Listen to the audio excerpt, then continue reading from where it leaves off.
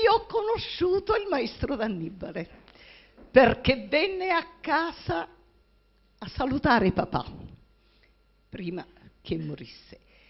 E mi ricordo che fu un incontro dolcissimo, commovente, molto commovente. Quindi questa è la mia prima cosa.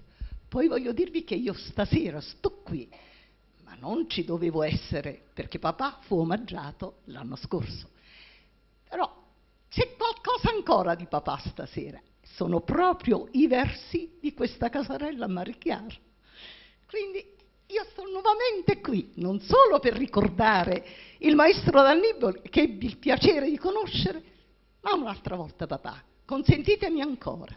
E mi ha fatto piacere di tornare al Gambrinus, come sono stata l'anno scorso, perché questo complesso, che non è solamente una pasticceria, un caffè notissimo, storico, ma questo è un luogo per me sacro, in quanto c'è un'associazione a Trieste di napoletani che è stata chiamata Amici del Caffè Gambrinus.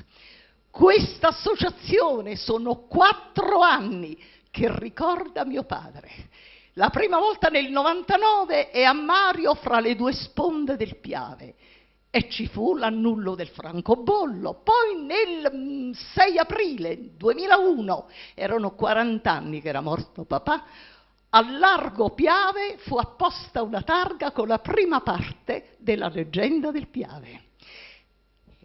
E il 3 prossimo novembre io sarò ancora lì, perché intitolano un largo a Mario, che si trova tra la via Armando Diaz, il Museo Revoltella e poi il lungomare Nazario Sauro, sempre per la leggenda del Piave. Quindi sono felicissima di avervi dato questa notizia che spero gradirete. Quindi Trieste ricorda sempre papà, ed io porterò il saluto di questo Gambrinus.